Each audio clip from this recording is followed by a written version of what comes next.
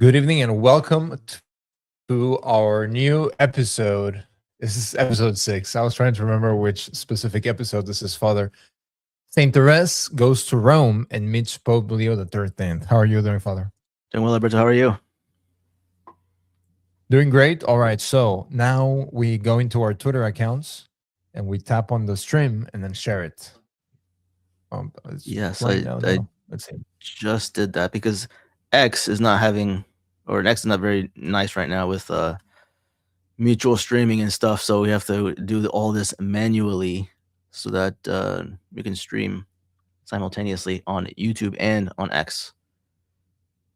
Let's see. I think it's very, very strange. I don't know what I did. I did something. I'm just going to go and retweet you, Father. Let's see. BVM. But anyway, meanwhile, people are starting to log in, so this is a good chance for us to sort of do this. Oh, I see yours. This actually looks actually nice. I don't think I did a good job of mine. But anyway, so in today's episode, Father Saint Therese goes to Rome in the diocesan pilgrimage to Rome after being told no by the Bishop of Lisieux. Well, as she's trying to enter Carmel, by the time that she's 15, she's getting told, no, you are too young and you have to wait. So that's that. We're just having people log in. As always, if you have any questions, as we are starting to get people to log in, if you have any questions about what we are talking about, feel free to post them in the chat. If we have time at the end of the show, we will get to answering those questions here live with Father Martin. And we have Father, this weekend is Procedamus 2026 Gala. How are you feeling? Are you excited? Are you ready? You're busy. Doing great. Right now we're having to consider whether or not we're gonna have to put out even some more tables and more than we had expected. So opening up before we actually get to a waiting list. We're not gonna have a waiting list. We're gonna want to invite as many people as possible. So we just got confirmation that we're able to have more tables than we originally planned. So don't let it deter you. If it's last minute, just sign up and we'll have some room for you. Procedamus.com, Procedamus 2026 Gala in Clearwater Beach, Florida. Father Martin, we can't wait to get out there. This is Flat Cat and yours truly, and baby Flat Cat. So there you go. We'll be arriving into town, and then the Sunday after the gala, we're going to be at Mass over at Our Lady of Good Hope, Old Roman Catholic Church in Pinellas Park, Florida. So yeah, there we go. All right, let's get started. So we again just waiting for more people to start logging in, our usual crowd. Let's see, is there anyone in the comments? Oh no, this is us. Rich Armburst is in the comments. Hello, Rich. Thank you so much for joining us. Hopefully you stayed through the entirety of the show and learn a little bit about Saint Therese's pilgrimage to Rome. So this episode will be a little bit different because we've been going, Father, going through the story of Assault by Baronis Press, this edition that we are using for the show, in case anybody's following along. What's different about this chapter is that Saint Therese, it really reads like a travel journal. She's telling us about the different places that they visited as they left Lisieux to get on their way to Rome. And I was even thinking it would be nice to do a Saint Therese's pilgrimage from Lisieux to Rome. That would actually be interesting. But anyway, so we're starting out the chapter, Father, a pilgrimage to Rome. She says 3 days after the journey to Bayeux, which was to visit the bishop, I set out on an other and a much larger one, our pilgrimage to the eternal city. I studied the countless wonders of art and religion, and better than all, I stood on the very soil trodden by the apostles and bedewed with the blood of martyrs, and my soul grew strong by contact with those holy things. I am delighted to have visited Rome, but I can quite understand people believing that Papa undertook this pilgrimage with a view to altering my ideas on the religious life. It might well have injured a vocation less firmly established. So, stopping right here, Father. So she says, I could definitely understand how people would have thought that my father took me on this pilgrimage to deter me from religious life. Of course, I'm sure it was an expensive trip. We'll read all throughout the chapter of all the different accommodations. And she even says that they were staying in very nice hotels, in very luxurious accommodations. So it's interesting that she says, I can definitely see how some people could have thought that my father took me on this trip to deter me from my religious vocation. Why do you think that Saint Therese says this, Father? Basically, to show her all the beautiful things in the world. in a way to say, see what you're going to be missing out on, see what you're not going to be able to do, see the nice travel, the luxurious train cars you're not going to be able to ride in, the travel you're not going to be able to do, the world that you're not going to be able to see, the fancy things that you're not going to get to experience, all the luxury, all the temporal things. You're really going to give all this up just to stay in a small little building, a small little convent in Lisieux? Really? I mean, usually, as Saint Tress was saying, that would definitely choke, that would definitely hurt a vocation, and many of us actually don't consider this in the way we raise our children. We take them to on all sorts of extravagant vacations to do what?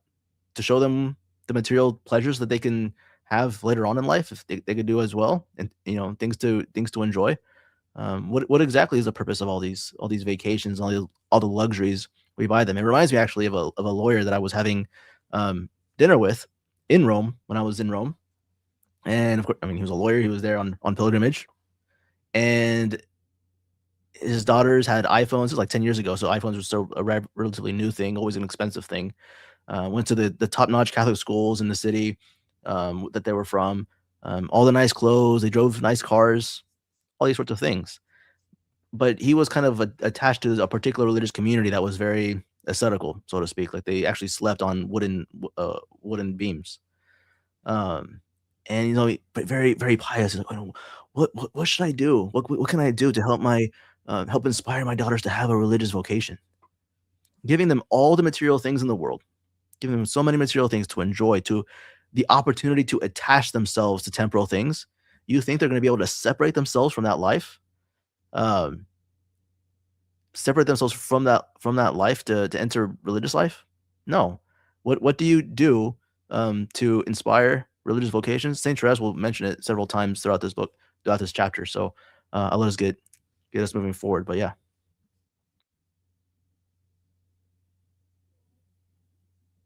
you're muted.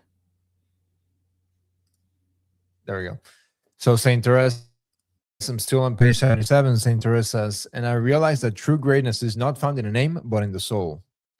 So I suppose she is getting to know these people, probably talk to her. I'm sure that a lot of them, Father, were also, oh, you have a vocation. She doesn't tell us about that in here, but I'm sure that she probably had a lot of opportunities for vainglory there of, oh, that is so wonderful that you have a vocation, and your sisters, because Louis Martin already had two elder daughters that were religious. So I'm sure that there was plenty of opportunities for all of those comments.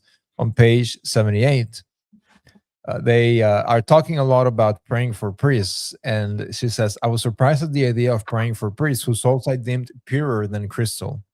In Italy, I understood my vocation, and the long journey was well worth undertaking to gain such useful knowledge. Meaning that she says, of the aim of the Carmelite reform, which is to pray for priests. She says, during that month I met many holy priests, yet I saw that despite the sublime dignity of the priesthood, which raises them above the angels, they still remain men and subject to human frailty. Now, if those whom our Lord in the gospel calls the salt of the earth, if holy priests have need of our prayers, what must be the needs of the lukewarm? Has not our Lord said also, if the salt lose its savor, wherewith shall it be salted?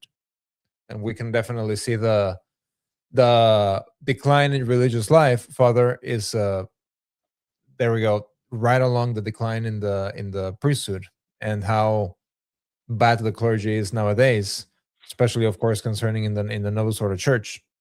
And they Cor Orans, the Apostolic Constitution, I believe, by Pope Francis, essentially attacking traditional religious life, really goes to say they don't want holy and Catholic priests that have an apostolic seal. The modern regime, they want essentially therapists. That is what they want. But anyway, so this is Saint Therese sort of learning that she had to pray for priests. She says, Dear Mother, how beautiful is our vocation. We Carmelites are called upon to preserve the salt of the earth, to offer our prayers and sacrifices for the apostles of the Lord, to be their apostles, while they by word and example are preaching the gospel to our brethren. Have we not a noble mission to fulfill? But I must say no more on this subject, or my pen would run on forever. It is time to return to the journey. Let me describe it for you in more detail. So they leave on the morning of November 4, they leave Lisieux, and they reach Paris. So Lisieux is really, it's really not that far from Paris. She says, Papa took us to see all its wonders, but for me, the sole attraction was the Church of Our Lady of Victories. So this is, if we remember correctly in the previous chapters, this is also where they prayed for Therese when she was very ill. The mysterious disease that she had, she ended up getting cured after having a vision from Our Lady. This is the same church, Our Lady of Victories in Paris. Let's see. Do you have anything else on page 79, Father? I do. It's the last sentence there at in the middle paragraph on page 79. She says, "From my childhood, devotion to Saint Joseph had been interwoven with my love for Our Blessed Lady, so I prayed to him also that he might watch over me. Each day I said the prayer beginning, Saint Joseph, Father and Protector of Virgins. Under such patronage, I felt quite sheltered from harm." Very, very, very different. Very, very, very different than how young women are being raised today. Uh, St. Paul, and as well as our Lord, explicitly states, marriage is good, consecration is better. And even so much, St. Paul's it's kind of funny. And I think Romans or Corinthians, I forget which one. He talks about young men who are unmarried, that they should desire instead to remain as they are. For older men who are widowers, he recommends not getting remarried. For widows, older women who are widowed, he recommends not getting married. But for young women who are widowed, they should get married unless they cause scandal, which is kind of funny. And then, of course, the three people, characters in throughout the Gospels that were promiscuous were all women. The Samaritan woman at the well, in John's Gospel, the woman caught in adultery, and then, of course, St. Mary Magdalene. There's something written within a woman's heart that desires intimacy and bond through this particular act. And so it's all the more important, especially in young girls, to foster the virtues of chastity and modesty, to foster these virtues and to explain to them, to show them, to truly believe even for yourself, even if you're married, that consecrated life is better. So obviously, if she's 14, 15 years old, and she has a particular devotion to Saint Joseph, using his title, protector of virgins, protector as virgins. Obviously, we talked about at the very beginning of Louis and Zella's desire to even live a Josephite marriage. So they instilled still this desire for virginity, for a type of consecrated life in the hearts of their daughters as well. And of course, what you preach to your children isn't really as effective if you're not living it. And so even in their marriage, you can tell that they lived rather chastely, even in front of their daughters. So I think it's important to then point that out in St. Teresa's life. Like her upbringing is bearing fruit even now. And that's the fact that she was raised understanding that there's the difference between good and better. They're not two equal ways. One is good and one is better. It's really funny because she then talks about the Mount of Montmartre, which is essentially the mount, the highest point in Paris, where now the Basilica of the Sacred Heart is built on. But the Mount of Martyrs. So then there's a little footnote here, which is very nice. It says Montmartre, the Mount of Martyrs, is a hill on which Saint Denis, apostle and bishop of Paris, was martyred with his 2 companions in the 3rd century. It was a famous place of pilgrimage in medieval times. It was here that Saint Ignatius and the first Jesuits took their vows. Under the presidency of Marshal MacMahon, the erection of the well-known basilica was voted in 1873 by the French Chamber of Deputies as a national act of reparation to the Sacred Heart. So this is it's a very beautiful basilica. Unfortunately, now it's a Novus Ordo church, unfortunately, but it is a very, very beautiful basilica. And I did not know this fact about Saint Denis, which having been up on the mount, you have to climb a bunch of stairs. Takes forever. You have to be in good shape to climb up the steps.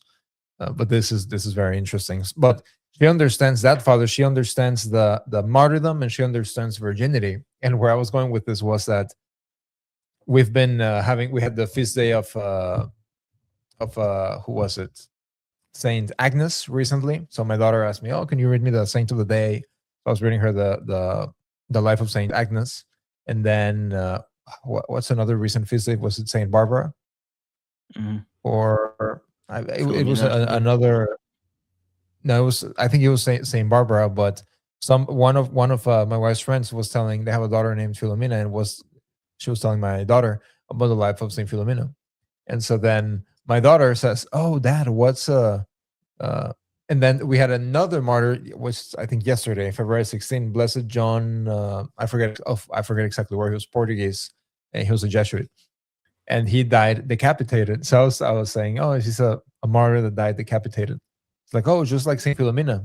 And I said, no, no, no, you're getting confused. It was Saint Agnes that had her chest cut off, but Saint Philomena didn't get decapitated. No, yes, she did. And then I refreshed my memory. I looked it up, and that was true. So I'm thinking about the martyrs, and I'm thinking about virginity. So she's aware of all of those things where perhaps a lot of people, Father, in upbringing little girls, they're like, oh, especially little children in general, a lot of modern people say, oh, don't talk about the martyrs, it's so horrible. uh, Children take it just fine. Oh, okay, great, this is a martyr. That how did they die? And they understand that that is their glory, precisely because, which is actually interesting, when people say, when Catholics say, oh, don't tell the children about the martyrs, because we have a crucifix. So the primary symbol of our holy religion is our blessed Lord dead on the cross. So death is an integral part of how we practice our religion, and but virginity and martyrdom, which she understands both. And of course, one of her patrons being Saint Teresa, who wanted to be a virgin but a martyr when she was a little child as well.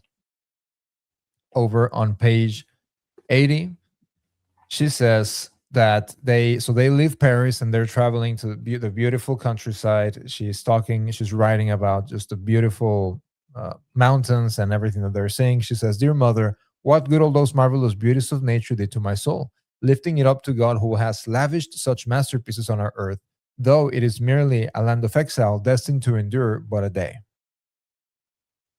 She understands that this is, if even nature is so beautiful, then how beautiful God could heaven be? Much, I mean, infinitely more beautiful than even this fallen earth. So she understands this, and even seeing nature calls her mind up to heavenly things. At the bottom of page 80, she says, I cannot tell you how much I was impressed with all these pageants so full of poetry and grandeur, a foretaste of the wonders of heaven. Then there rose before me a picture of the religious life as it really is, with its constraints and its small daily sacrifices made in secret. And I understood how easy it would be to become wrapped up in self and to forget the sublime end of one's vocation. Later on, I thought, when the time of trial comes, when I am enclosed in Carmel and shall be able to see but a little space of sky, I will recall this day and it will encourage me. And then at the bottom of that paragraph, now that I have had a glimpse of what is reserved for those who love him. She says this of nature, Father, but she doesn't say this of the magnificent basilicas and everything that she actually sees in Rome later. But then again, this she didn't see nature and then think to have a vocation. This comes from the garden of Lucio, from the environment that her parents fostered, which made her want to have a vocation. And these things are simply confirming them. So it's some people think, Father, oh, I have to. If we just have beauty, if we have this, we will have more vocations. We always want to look for external items that will do our job as parents. No, I mean it really also too. What comes to mind when hearing this is the truth about the way someone does look at marriage in terms of discernment, and then looks at consecrated life. With marriage, all of the joys are there forefront, just like all the beauty and the magnificence there in what God created. God created marriage, and so you think of the joy of romantic love, falling in love, all the feelings that go with that, and then the big wedding day, all the joy, and then the children, having children and what they grow up to be, and all the fun times you have in family life, and then going out with friends, having the freedom to travel, all these sorts of things. All the joys are there right in front of your face, but all the sufferings and sacrifices, all the displeasures, so to speak, that come from that life, in one sense, are kind of thought of at secondhand, thinking, oh, but there's so much good in it, so much things to enjoy that I'll just put up with the things that aren't so enjoyable. But then you have like a 50% divorce rate, whereas in the consecrated life, it's all the pain and the suffering that's up front. It's the vows, poverty, chastity, and obedience. Oh, it's a deprivation of things. I can't do what I want. I have to surrender my will. And then, of course, people have added onto obedience a false understanding of obedience, thinking that they have to be like an 8th grader for the rest of their life, where they have to receive their allowance from daddy and ask daddy permission to go out of the house whenever, and ask daddy to do permission to do this or do that. When really you go through formation so that you don't have to be micromanaged. And people think that the vow of obedience is basically being micromanaged, which is false. But all these displeasures are at the front, but the joys are spiritual, and the joys of religious life come from the exact same place where at the end of this chapter, St. Therese explains where her joy came from. Over on page 82, she talks, and on the bottom of page 81 into page 82, she talks about a very rude gentleman that was in the train and about and not happy with anything and just complain, and so on and so forth. It's one thing that caught my eye, Father, is that she talks about the dealings of her father with this man. She says how Teresa's father treated this man with, she says, his wonted kindness. I had to look up what that means because I'm Mexican, and the answer is habitual. His habitual kindness, encouraging him to look on the bright side of things, but at no purpose. Nothing would make him contented. How many different types of people we saw, and how interesting is the study of the world when one is about to live it. So her mind is set. She is living the world, and so she's making some very interesting observations about just the different things that she is seeing. But then again, we see here she talks about Louis Martin's his habitual kindness. So this is something that he's not a volatile person. He's not someone that is bipolar, so to speak. He has his habitual kindness, which I assume if she includes it there, there's different episodes of how because we saw that she learned how to give alms from her father, who would give alms to the poor, and so then she would collect her things so that she can go and give to the poor, the different coins that she would get throughout the week, etc., so that she could go give in alms. So interesting. Over on page 83, so they're continuing their pilgrimage. They get into Italy.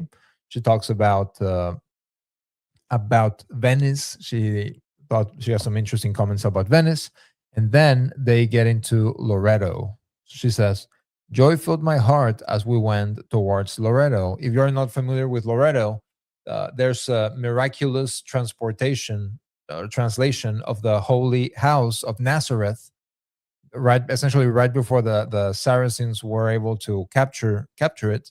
Angels miraculously translated the house into Loreto. So now the house is there. That's why it's called the Holy House of Loreto. And they've done studies, and tradition and everything points that this is actually the house of the Holy Family. And it was, some modern scholars say, oh, it's because it was a family that had the last name Angel. And so that's why they say that angels translated the house. No, the tradition is that literally it was miraculously transported over, not by a family with the last name Angels.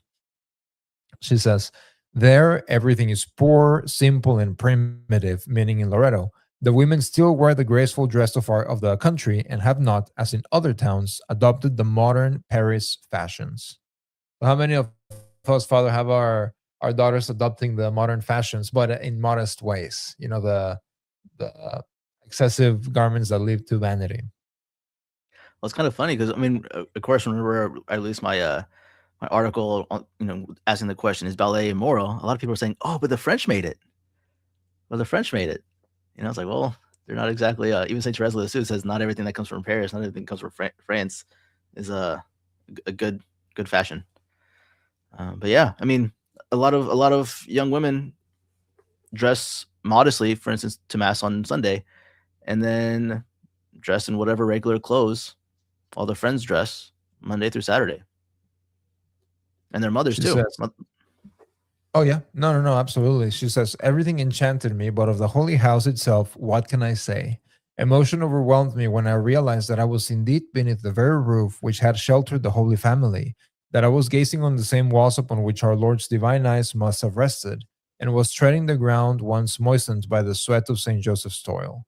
I saw the little chamber of the Annunciation where the Blessed Virgin so often bore Jesus in her arms, after having borne him there in her virginal womb. I even put my rosary into the bowl used by the Holy Child. How sweet are all these memories. And then she recalls about receiving Holy Communion in the house. A priest was going to offer his Mass over in the house, which was usually not allowed to. Communion was not given in the house. I don't know how it is today, never have been. But a priest was going to offer his Mass over in the house, and he put an additional host in the paten so that they could receive Holy Communion at the Holy House. And page 84, she essentially tells this whole story. And then they finally get to the eternal city, to Rome. She says, now I must speak of Rome, where I thought to find comfort, or where I found the cross. It was night when we arrived, and I was awakened from my sleep by the porters calling, Roma. With enthusiasm, the pilgrims caught up the cry, repeating, Roma, Roma. Then I knew it was no dream. I was really in Rome. I see a question. Scottish Thistle, thank you so much for the question. We are answering questions in this stream pertaining to the story of a soul. On Friday nights, which we'll talk about a little bit later, that's when we answer all sorts of different types of questions. So feel free to join us Friday nights, or maybe we can save this question farther over for Friday. But today we are speaking strictly about the story of a soul. Continuing over at the bottom of page 84. She says, our first and perhaps the most enjoyable day was spent outside the walls where everything retains the stamp of antiquity, whilst on the contrary, in the heart of Rome, with its hotels and shops, it would be easy to suppose oneself in Paris. What do you think, Father? You lived in Rome. Do you agree with this observation even today? Absolutely, and even more so, I think the Masons. It's known that walking up a particular via up to even to St. Peter's Basilica, the buildings are built in such a way where all the shops and everything actually cover the dome of St. Peter's Basilica. And of course, St. Peter's Basilica was built. It's the highest legally. There could be nothing built higher than St. Peter's Basilica, except I think Pope Francis gave permission for a mosque to be built higher than St. Peter's Basilica or something like that. But yeah, I mean, there are a lot of shops, and I mean, having lived in Rome, yeah, there's so many people there that are pagans. I mean, it's the highest concentration of priests and religious in the entire world. Everybody has their headquarters in Rome, but the people there are so pagan and anti-clerical. And yeah, and there's all the fashions, the dream of New York, USA, thinking that it's the best city in the world, sort of thing. Yeah, it's a pretty pagan city. So then over into page 85, they go to the Colosseum, but it had not been fully dug out yet. So it would have looked very, very different than it looks now. Basically, almost entirely, as I understand, completely dug out. So it's interesting to see how the things that we are accustomed to now, but think that even 150 years ago, things were very, very different. Similarly, Father, a lot of the churches were restored during the pontificate of Pope Pius IX. So I'm sure that even at this time, things would have looked maybe not as nice as they look now. Mm-hmm. I'm over on page 86. She says, from the Colosseum, we went to the catacombs where Celine and I laid ourselves down in what had once been Saint Cecilia's tomb, and we also carried away some of the earth sanctified by her holy remains. Before my journey to Rome, I had not felt any special devotion to this saint, but on visiting the house where she was martyred and on hearing her proclaimed Queen of Harmony because of the sweet song she sang in her heart to her divine spouse, I felt more than devotion to her. I felt real love as for a friend.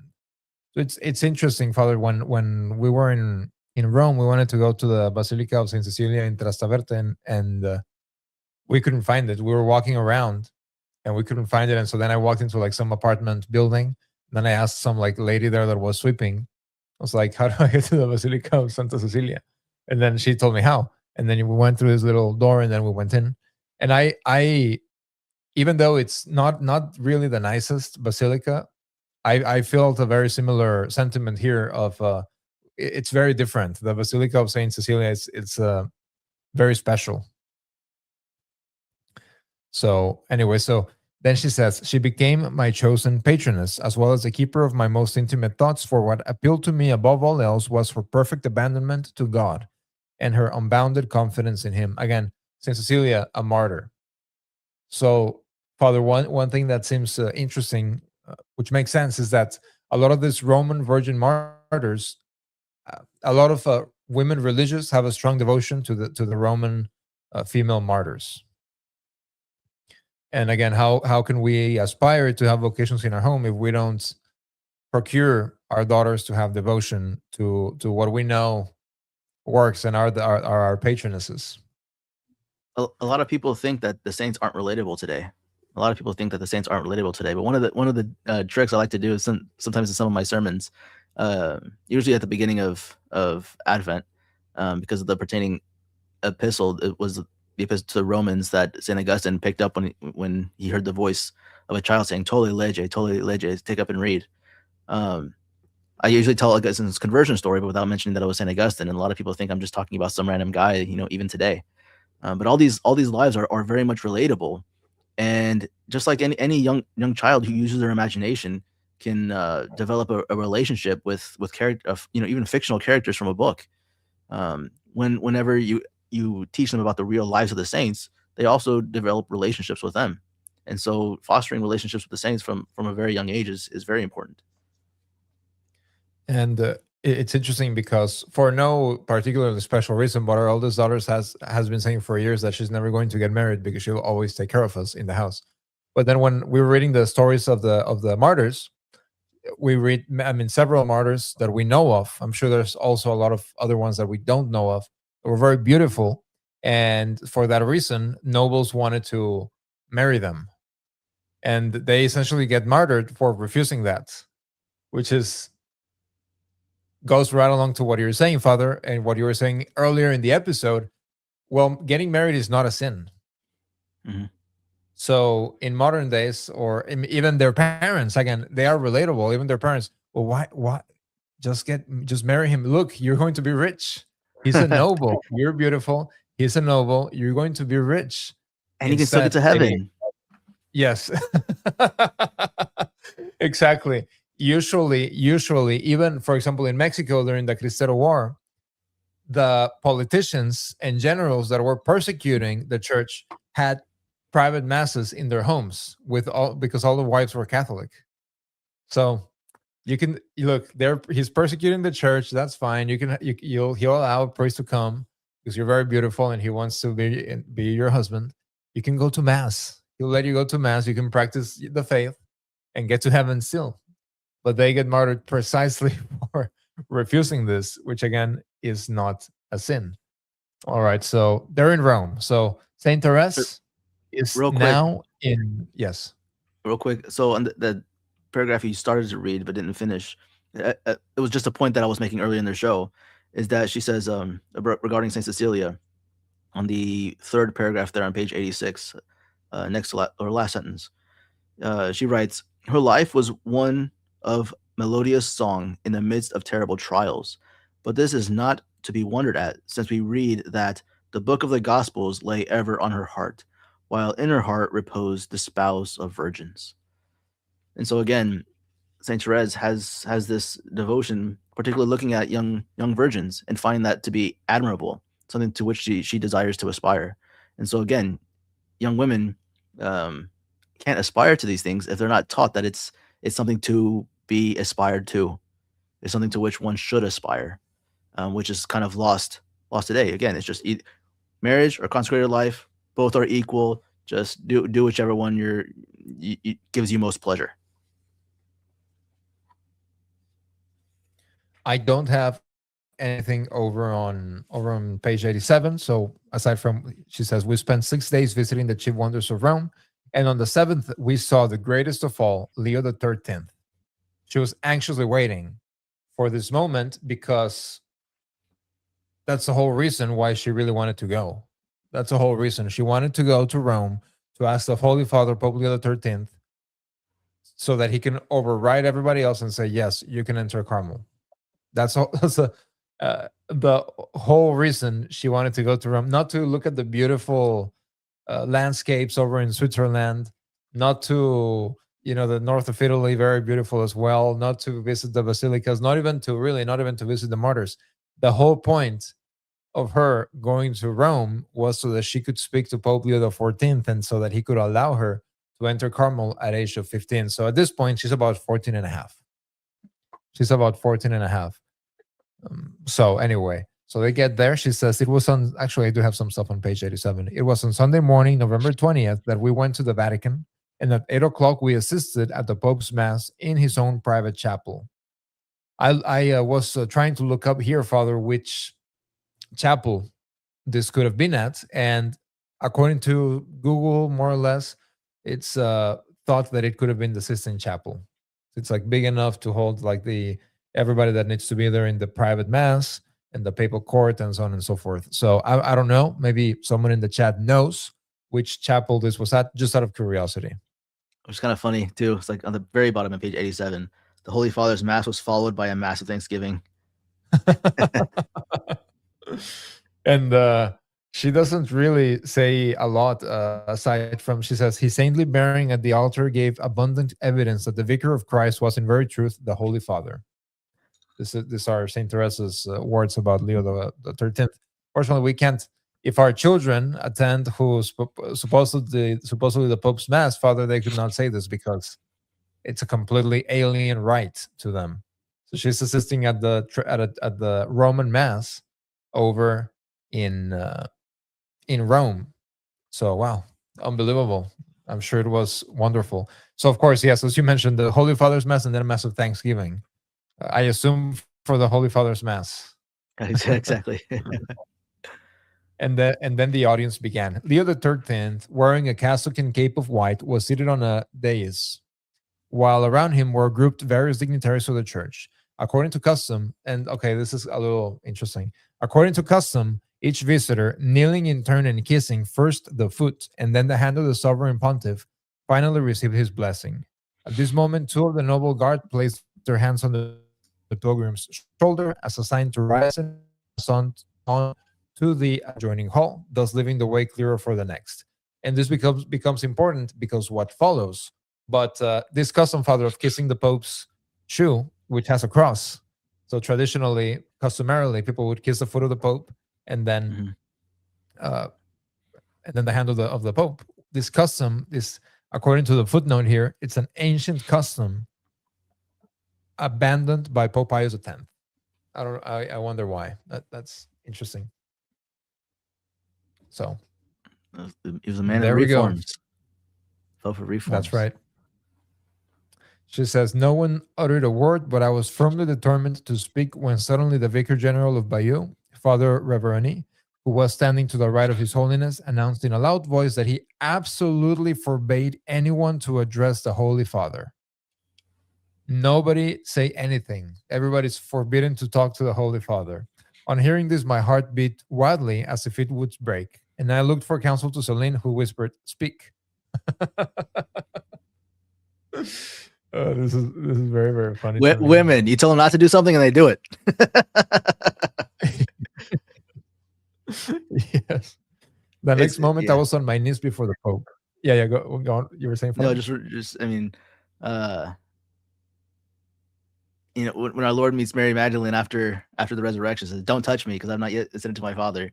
You can just imagine what her temptations were, because she was just told not to touch him. The next moment, I was on my knees before the Pope. After I had kissed his foot, he extended his hand, and then raising my eyes, which were blinded by tears, I said imploringly, "Holy Father, I have a great favor to ask of you." At once, he bent down towards me until his head almost touched my own, while his piercing black eyes seemed to read my very soul. "Holy Father," I repeated, "in honor of your jubilee, allow me to enter Carmel at the age of 15.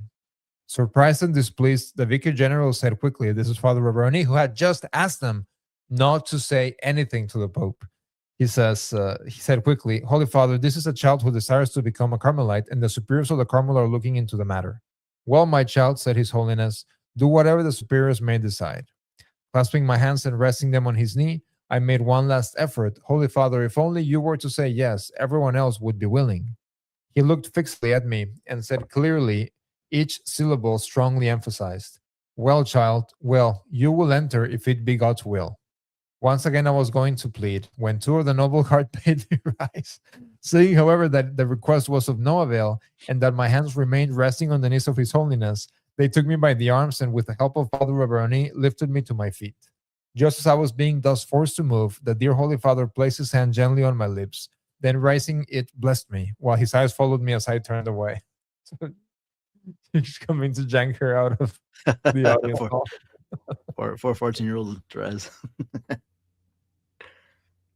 Papa, so as I mentioned, so they would go greet the Pope and then move on to the adjoining hall.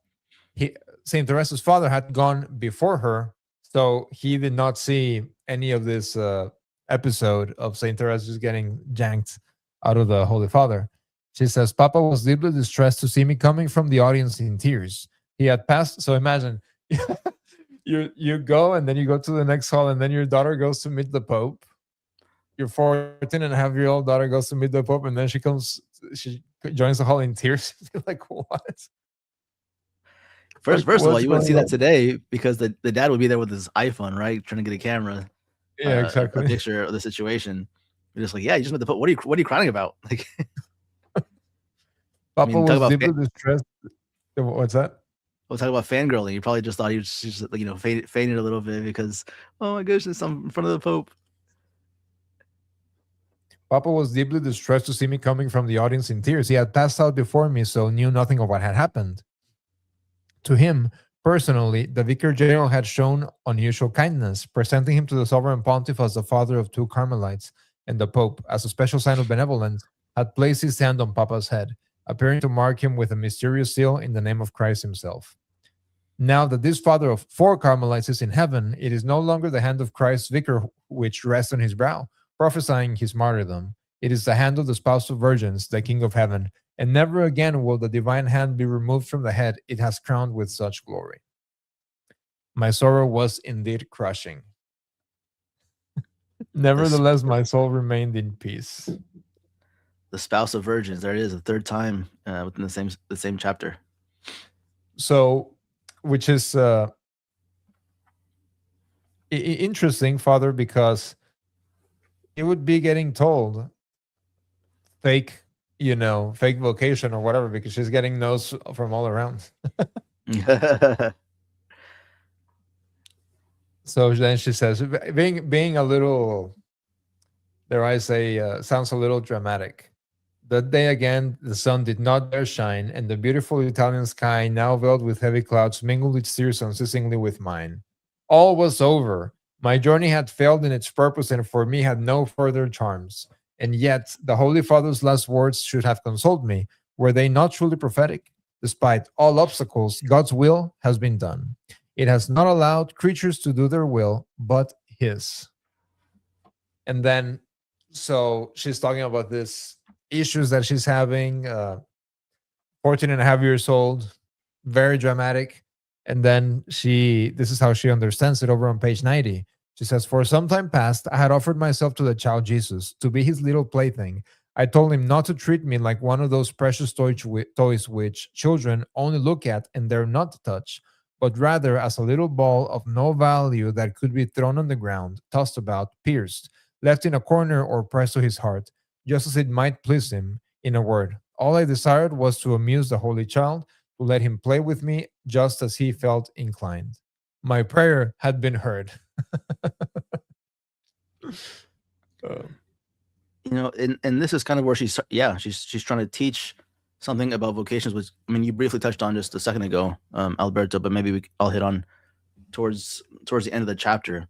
But the way she, again, I've mentioned this on previous episodes, the way she's going about her own discernment and understanding God's will for her life, understanding, the movement of grace that the Holy Ghost is how it's the Holy Ghost is moving her heart to live her life, is not in the typical manner in which a lot of people talk about vocations today. We're talking about even being abandoned to God's will today. As you mentioned earlier, just trying to discern things from mere exterior circumstances. Okay, just go through the open door. Well, actually, here you'll have this whole chapter is about Saint Therese having doors constantly shut on her, constantly shut. So one would think to tell Saint Therese, yeah, maybe this isn't your vocation. Maybe your vocation is marriage. Imagine us losing Saint Therese of Lisieux because we said, oh, because several doors have closed. Maybe you should just take more time in the world so that you can grow attachments to the world. We would rather say it like you could understand how to be sanctified through material things, through life in the world. You just need to grow in that understanding a little bit better, and ultimately, hurting or harming or destroying her vocation simply by these things. We don't understand that the doors closing mean keep going. So you made me think about something. So Louis Martin was married, and then he had already 2 daughters that were in Carmel, and then a third one about to enter, and then fourth, and then fifth. So she understood, and Therese is her youngest. So by the time that Therese is 14 and a half, she has already dealt with 4 14-and-a-half-year-old girls and have done so successfully. I wonder and if Saint Therese understood, at least after joining Carmel, that had she not been so set in her vocation, she could have been lost with the trip. I wonder what I'm sure that Louis understood this because he didn't have to do any of this with the previous daughters. But I wonder if he understood it, or maybe also understood as Saint Therese. And this is just a rhetorical question. Maybe understood as Saint Theresa's related of her life, that maybe if she had waited 6 more years to enter Carmel at 21, maybe her vocation, maybe her personality was such that she could have grown attachments to the world and lived a perfectly normal Catholic life, but not have fulfilled the vocation. Because otherwise, this is like a like a in a sense a Hail Mary pass. If it doesn't work, she already saw this or that, went on the travel, stayed at very nice hotels. So anyway, just asking myself that rhetorical question, because he surely knew what he was doing. See, you've done it once, twice, 3, 4, 5.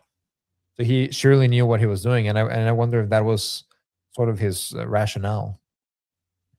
She says over on page Saint Teresa over on page 91. She says, "I should have been 1,000 times more contented under attached roof with the hope of entering Carmel than I was amid marble staircases, gilded ceilings, and silken hangings, with my heart full of woe." So she's talking about the nice accommodations that they had during their pilgrimage over to the Eternal City. She says, "I should have been 1,000 times more contented under attached roof with the hope of entering Carmel."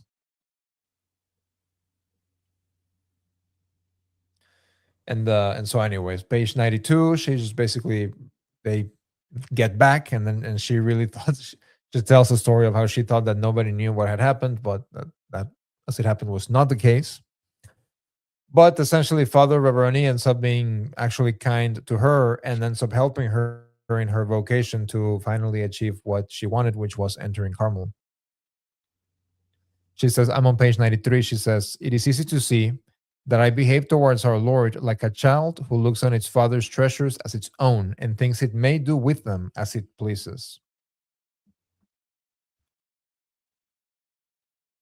Is this a more or less according to the French school of spirituality, Father, versus a more sort of rigid view?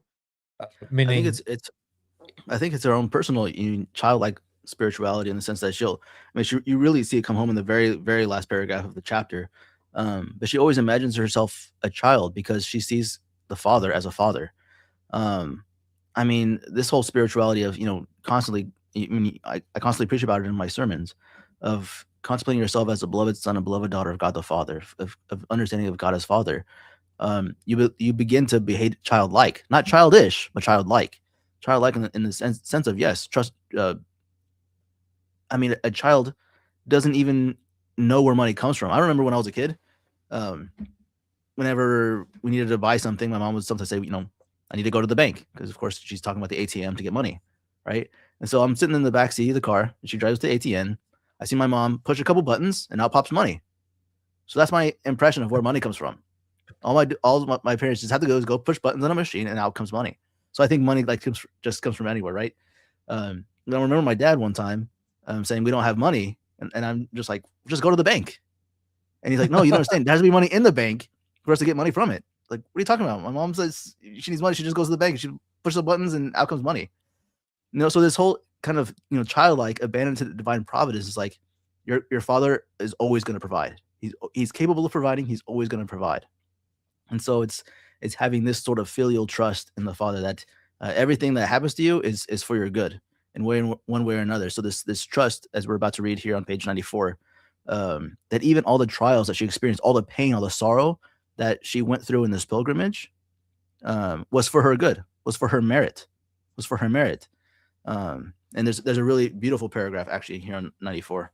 I'll wait till we get to it in your schedule, Alberto. I'm at the bottom of page 93. She says, meanwhile, Papa was proposing to take me to Jerusalem, but although my natural inclination drew me to visit the places sanctified by our Lord's footsteps, I was weary of earthly pilgrimages. I longed only for the beauties of heaven, and it was to win them for souls that I pined to become a prisoner as quickly as possible, alas, before the gates of my hallowed prison should open. So, again, thinking, of course, I have to attack the grifters at least once every show. All these grifters hosting all these pilgrimages. And here we have St. Therese saying, again, there's nothing wrong with pilgrimages, but here we have St. Therese saying, I don't want to go to the Holy Land. St. Therese, hey, I'll take you to the Holy Land. No. Again, I think that this also, I mean, what 14-and-a-half-year-old girl would say no to a trip? Especially after seeing all the accommodations. They're staying at the nicest hotels. I'm sure that it would have been very similar when they would have gone to Jerusalem. And St. Teresa's dad traveled a lot, did a lot of pilgrimages. So he was very familiar with all these places. And her maturity at 14 and a half years old to say, this could actually be something that is dangerous to my soul. It's very similar actually to, you were talking about earlier, St. Cecilia, St. Agnes, all these young virgins who were offered something good, marriage, and something very comfortable, luxurious, marriage to dignitaries, the sons of Roman senators and governors, and all that kind of stuff. But they chose death. They chose death rather than the sacrament of holy matrimony, or I don't know if they were Christian, but nevertheless, something that wasn't a sin, something that in which they could be sanctified and get to heaven, and doing and living. They chose death rather than that, and here she is, choosing to renounce something completely that she could definitely explain is a completely good thing, a pilgrimage to Jerusalem, all because her heart desired. In other words, God desired for her more to enter Carmel rather than a pilgrimage. In other words, God himself was telling her that he would be more pleased if she were to enter Carmel rather than going to visit the holy sites. And she knew that. She understood it. At the bottom of page 94, for my New Year's gift in... Wait, you skipped the part that I wanted to talk about. All right, let's go. So the one paragraph above that. The trial was a sore one, but he whose heart is ever watching taught me that he works miracles for those whose faith is as a grain of mustard seed, in hope of thereby strengthening it, whilst for his intimate friends, for his mother even, he did not work wonders until he had put their faith to the test. You could even understand Abraham putting his faith to the test, telling him to kill his son Isaac. So she continues, did he not permit that Lazarus should die, even though Mary and Martha had sent word that he was sick? And at the marriage feast of Cana, when Our Lady asked her divine son to aid the master of the house, did he not answer that his hour had not yet come? But after the trial, what a reward! Water was changed into wine, and Lazarus rose from the dead. In like manner did my beloved act with his little Therese. Having tried her long and often, he granted all her desires. Self-abandonment to divine providence. Self-abandonment. For my New Year's gift in 1888, Jesus again gave me his cross. Mother Mary of Gonzaga wrote to tell me that on the Feast of the Holy Innocents, December 28, she had received the bishop's answer authorizing my immediate entry into Carmel. but that she herself had decided not to open its doors to me until after Lent. At the thought of such a long delay, I could not restrain my tears. That dove had been released from her earthly ties only to find that the ark itself refused to shelter her. She had to wait 3 additional months. The 3 months of waiting were fruitful in sufferings and still more so in other graces. At first, indeed, the thought came to me to throw off restraint and lead a life less strict than usual. But our Lord made me understand how valuable those months were, and I resolved to give myself up more than ever to a serious and mortified life. When I say mortified, I do not allude to the penances practiced by the saints. Far from resembling those heroic souls who from their childhood used fast and scourge and chained to this discipline the flesh, I made my mortifications consist simply in checking my self will, keeping back an impatient answer, rendering a small service in a quiet way, and 100 other similar things. By means of these trifles, I prepared myself to become the spouse of Christ. And I can never tell you, dear mother, how much the enforced delay helped me to grow in self abandonment, humility, and other virtues. So I assume, Father, that it was probably not a good idea for Therese to join what is already a very austere order for Lent. So, okay, wait for Lent, and that way, by That's the time actually that a they really get good to idea. yeah. So you wait after Lent. Once Lent is over, you can come, and then you sort of are living with us for a full year, 11 months before the next Lent. So that makes sense. And there In we go. fact, That's the end of the chapter. Anything else, Father, that I skipped or that we missed? no, it's pretty good. I mean, even, I know in religious life for the novices, we recommend that they not give up anything in additional, like to do some. It's our practice to pick something, chocolates or whatever, to give us something for Lent. But for the novices, all for them especially, because they're adjusting to a new way of life that's a little bit more disciplined than maybe what they're used to. It's sufficient. So yeah, it was very wise for Mother Superior to ask her to wait after Lent. But I mean, at the very end of the paragraph, the key words: self-abandonment, humility. These are the things that she's growing in, not in adding things to her state of life like austere penances, but rather living her state of life well, with virtuously, living her state of life virtuously, and therein lies a lot of mortifications. Like they're almost like they're built in, they're built into our state of life. We don't need to, in a sense, go above and beyond to do the penances, to do the mortifications that we like to do very easily, especially if we do so without the consent of a spiritual director or the advice of a spiritual director. Very easy to make ourselves more prideful, grow in pride rather than humility, by like, oh, I could do this penance, oh, I could do that penance, and it's just to puff ourselves up. So it's very, very, well, it's more meritorious to first accept the penances that God gives us throughout our day, but then also the ones that our spiritual director, our confessor, gives to us, rather than the ones we choose for ourselves. There we go. Very well said, Father. So thank you all so much for watching. We are going through the story of a soul by Saint Teresa of Lisieux using the Baronius Press edition. Father, are we going live but on Thursday?